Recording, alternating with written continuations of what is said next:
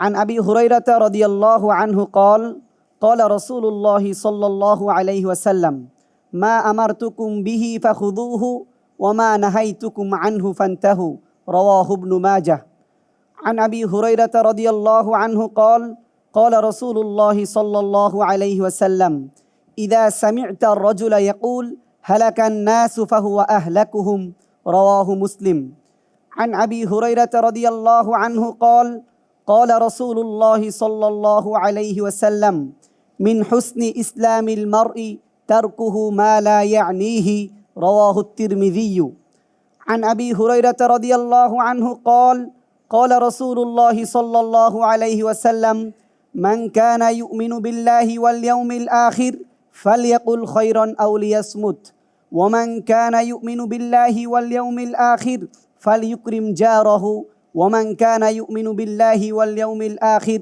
فليكرم ضيفه متفق عليه عن أبي هريرة رضي الله عنه أن رجلا قال للنبي صلى الله عليه وسلم أوصني قال لا تغضب فردد مرارا قال لا تغضب رواه البخاري عن أبي هريرة رضي الله عنه قال قال رسول الله صلى الله عليه وسلم إن الله لا ينظر إلى أجسامكم ولا إلى صوركم ولكن ينظر إلى قلوبكم وأعمالكم رواه مسلم عن أبي هريرة رضي الله عنه قال لعن رسول الله صلى الله عليه وسلم الراشية والمرتشية رواه أحمد عن أبي مسعود رضي الله عنه قال قال رسول الله صلى الله عليه وسلم من دل على خير فله مثل أجر فاعله رواه مسلم মাশাআল্লাহ। প্রিয় দর্শক, আমরা দেখলাম আমাদের ময়মনসিংহের বন্ধু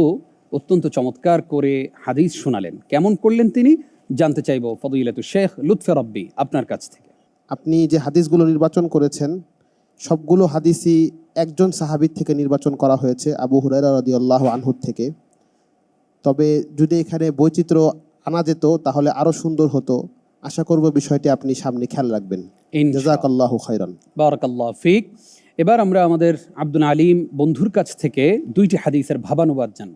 আবু হুরায়রা রাদিয়াল্লাহু আনহু তিনি বলেন রাসূল সাল্লাল্লাহু আলাইহি ওয়াসাল্লাম বলেছেন আদ্দিল আমানাতা ইলা মানি তামানাকা ওয়ালা তাখুম মান খানাকা, অর্থাৎ তুমি ওই ব্যক্তিকে আমানত দিয়ে দাও যে ব্যক্তি তোমার কাছে আমানত গচ্ছিত রেখেছে, এবং ওই ব্যক্তির সাথে তুমি খেয়ানত করো না যে ব্যক্তি তোমার সাথে খেয়ানত করেছে। হাদিসটি ইমাম আবু দাউদ রাহিমাহুল্লাহ বর্ণনা করেছেন। 2 নম্বর হাদিসটিও হচ্ছে আবু হুরায়রা রাদিয়াল্লাহু আনহু থেকেই বর্ণিত। তিনি বলেন রাসূল সাল্লাল্লাহু আলাইহি ওয়াসাল্লাম বলেছেন লাউলা আন আশুক্কা আলা উম্মতি লা আমারতুহুম বিসসিওয়াকি ইনদা কুল্লি সালাতিন রাওয়াহু তিরমিজি। যদি আমি আমার উম্মতের উপর কষ্ট মনে না করতাম তাহলে প্রত্যেক সালাতের সময় মিসওয়াক করার নির্দেশ দিতাম। এই হাদিসটি ইমাম তিরমিজি রাহিমাহুল্লাহ বর্ণনা করেছেন। অসংখ্য ধন্যবাদ আপনাকে। আপনি কেমন পারফর্ম করলেন আমরা জানবো ফদিলাতুল উস্তাদ ডক্টর আব্দুস সামাদ আপনার কাছ থেকে। আমাদের এখানে ভাবানুবাদের কথা বলা আছে। জি, তো ভাবানুবাদ অর্থটা তুমি ঠিকমতো বুঝতে পেরেছো কিনা, যে এখানে আর হাদিসের ভাষাগুলো বা হাদিসের শব্দগুলো লফজগুলো বলে সেটা অনুবাদ করা এটা বোঝায় না। এটাকে আমরা টানা অর্থ বললেও অনেকটা ভাবানুবোধটা প্রকাশ হয়। সেভাবে বললে তুমি ভালো, তারপরেও তুমি খুব চমৎকার করে বলেছো, এই জন্য তোমার এটা কমতি নয়। আমরা মনে করি যে আল্লাহ তোমাকে যেন আরো বরকত দান করেন। আল্লাহুম্মা আমিন। এবং জাযাকাল্লাহু খাইরান ইনশাআল্লাহ। আপনাকে অসংখ্য ধন্যবাদ।